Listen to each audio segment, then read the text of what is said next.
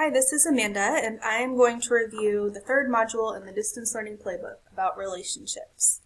So we've all seen that TED Talk with Rita Pierson, I think it's called Every Kid Needs a Champion, about how kids will not learn from a teacher that they don't like. And so this book actually outlines 5 components of a positive student-teacher relationship. It has a 0.48 effect size, so it's higher than average. So the 5 components are teacher empathy, so is the teacher understanding, unconditional positive regard, does the teacher exude warmth, genuineness, non-directivity, does the teacher give kids input, and the last is encouragement of critical thinking. So there's more going on than just memorization of everything. So the book does give some ideas for each of those components. So for teacher empathy, for example, just beginning each synchronous and asynchronous lesson with a positive affirmation, whether that's a favorite quote, a silly joke, or a short video message. Check in with your family, see how they're doing, if they need anything. For unconditional positive regard, you're weaving things into your lesson that you've learned about students and giving students polls and opportunities to respond in your meetings. Genuineness, you're dressing professionally, you're optimistic, you're making it clear this is a place for learning. And then non-directivity, you're asking questions that mediate thinking instead of leading questions, trying to get to the answer that you want.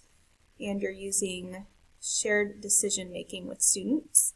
And then the last one, encouragement of critical thinking. You're just fostering discussion among peers, using questions, and giving students to discuss their thinking with their peers, and giving choice for assignments and projects. In my early years of teaching, there was a teacher at my school who was kind of grumpy, a little bit intimidating to run into, but she got very good results from her kids every year.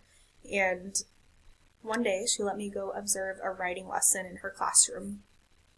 And it was bizarre. It was a completely different atmosphere than I was expecting. The kids were all laughing. They were contributing to her writing lesson. They knew the names of her pets. They were curious, asking questions because they had heard stories about this particular pet before. And it was almost a familial kind of environment. And her kids loved to work hard for her. So that was inspirational for me.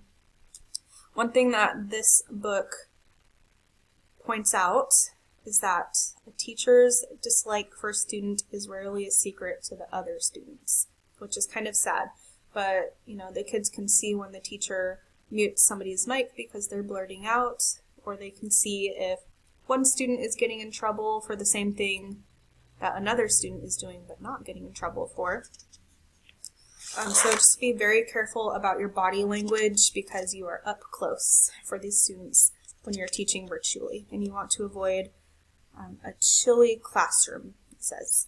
So low achieving students, it says, are criticized more for their failures, they get less praise, less feedback, they're called on less, they have less eye contact from the teacher, fewer friendly interactions with the teacher, and experience acceptance of their ideas less often.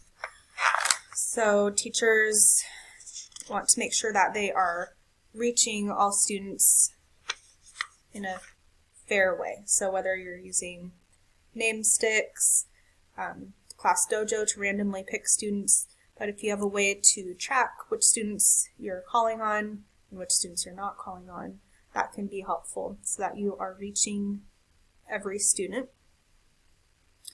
So for those hard to teach students, the book suggests to greet your students by name when they enter the classroom. Make sure that you're using their name and not just for corrections during the lesson. Ask them questions related to the content, ask them personal questions, pay them a compliment, and make sure that you're giving them praise for their learning performance too. So the book, or not the book, the module ends again with emphasizing that you need to increase your touch points with all students. So using things like craft sticks, having names on a card, or pass it on, where when you call on a student, that student calls on the next student. So anyway, we all know at McClintock that relationships are important. That's what we started off as a brand new school focusing on, and can continue to focus on even though we are teaching virtually.